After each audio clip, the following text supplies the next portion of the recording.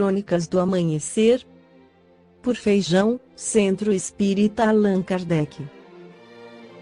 Balneário Gaivota, 10 de junho de 2017.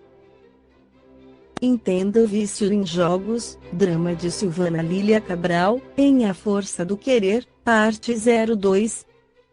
Em A Força do Querer, Silvana Lília Cabral é viciada em poker e essa sua compulsão pelo jogo tem destruído seu casamento com Eurico Humberto Martins, abalado seu relacionamento com a filha, Simone Juliana Paiva, e afetado seu patrimônio. Porém, a arquiteta não reconhece seu vício e finge ter o controle da situação, por isso, não consegue ficar longe do jogo por muito tempo. Em entrevista exclusiva Caras Digital, a psicóloga Marilene Kedi revelou as principais dúvidas e informações sobre vícios em jogos. Quando o hábito pode ser considerado vício, quais as causas, e comenta os tratamentos indicados quando o hábito de jogar passa a ser considerado vício. E quanto ele pode ser prejudicial? O hábito de jogar, seja qual for o tipo de jogo, passa a se tornar um vício quando a pessoa perde completamente o controle sobre esse comportamento. Ou seja, jogar é prioridade, o restante, família, emprego, profissão ou saúde, tornam-se secundários. A pessoa vive o jogo, e com isso perde muito dinheiro, e passa a mentir para fugir das consequências das perdas nos jogos. Quais as causas que levam à compulsão por jogos? A gênese da compulsão pode ser genética hereditária. Pessoas com transtorno bipolar, transtorno de ansiedade e outros tipos de transtornos mentais apresentam compulsão por jogos, compras e outros.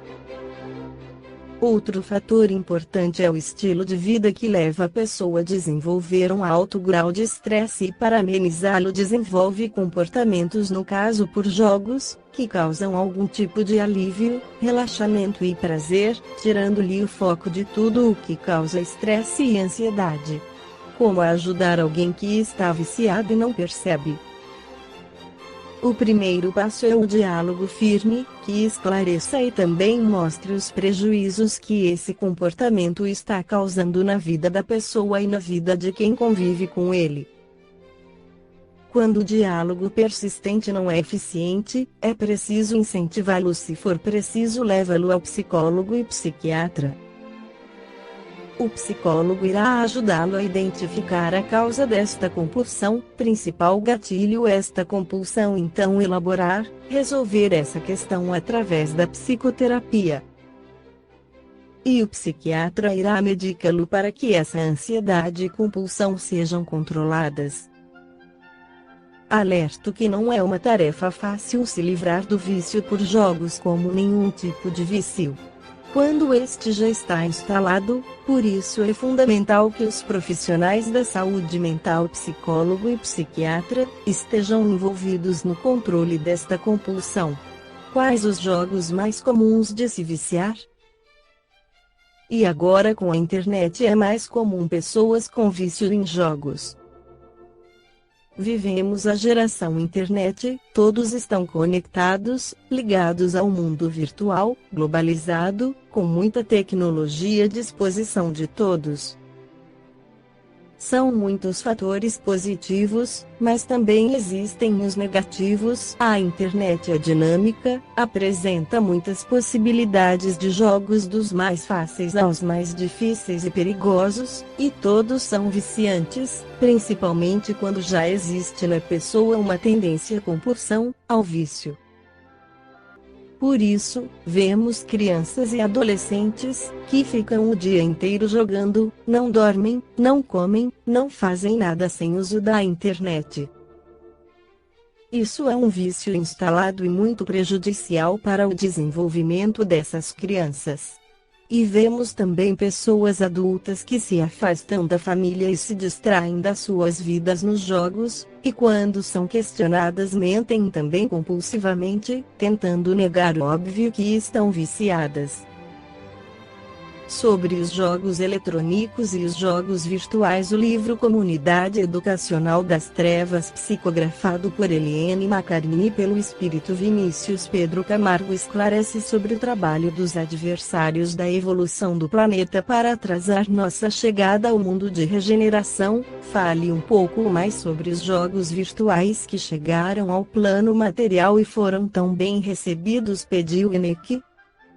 Na realidade, é uma arma utilizada pelo submundo espiritual, explicou Daniel. Os jogos são considerados inofensivos pela maioria dos responsáveis pelos jovens.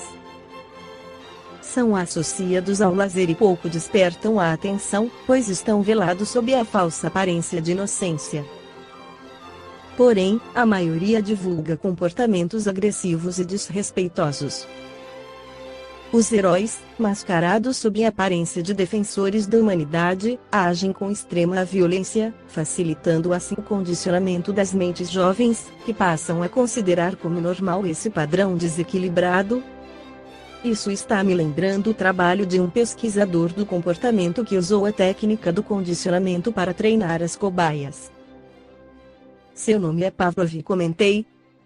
É mais ou menos a mesma técnica, concordou Daniel. Os jogos são baseados em pontuação, e a pontuação é baseada nos atos de violência. O mocinho faz mais pontos quanto mais adversários extinguir por meio de lutas corporais ou portando armas de extermínio. O infante, sem o acompanhamento de um tutor que o esclareça sobre a responsabilidade de todos nós na preservação da vida como um bem precioso, entenderá que tem direito a agir agressivamente, uma vez que somente será um vencedor e estará em evidência se for o mais forte entre os membros de seu grupo. O perigo está em como essas mentes jovens receberão a influência dessa ferramenta educacional, se apenas como um jogo virtual, que não deve ser imitado, ou se como exemplo de conduta para, na primeira oportunidade de desavença, manifestar-se por meio da violência. Ferramenta educacional? Perguntou Maurício, outra vez admirado. Exatamente, meu amigo. Há um setor na comunidade educacional das trevas composto de bem montadas salas de informática, que comportam um número considerável de trabalhadores que dedicam seu tempo na criação de novas e mais violentas modalidades de jogos interativos. Seus criadores são treinados na arte da hipnose. Após concluir o trabalho de criação, deslocam-se à crosta terrestre em busca de parceiros encarnados. Ou já trabalham em conjunto com espíritos encarnados com quem tenham afinidade, completou Daniel. Os jogos virtuais têm um alcance tão grande assim, que demande um esforço ativo e disciplinado dessa comunidade? Perguntei com certa estupefação. Nunca havia parado para pensar no assunto, não tinha percebido ainda a sua importância. Infelizmente, sim. Os jogos se tornaram ferramenta de trabalho dos espíritos ignorantes e ainda defensores ferrenhos da maldade sobre o orbe. Eles contam com a imperfeição dos habitantes da Terra, ainda mais nesse período de transição que vivemos, momento em que o mal está tendo os últimos momentos de sobrevida, em que espíritos ainda reticentes renascem sob as bênçãos de oportunidades ímpares, embora ainda à mercê dos vícios enfraquecidos para conseguir vencer a tentação, disse Daniel. Porém, enganam-se sobre a real situação do planeta. Pois todo dia uma legião de espíritos mais elevados renasce no plano material com saudáveis objetivos de reconstrução. Nada está ao acaso, mas tudo sob o olhar amoroso e complacente do Pai. Esta foi a crônica do amanhecer de 10 de junho, por Feijão.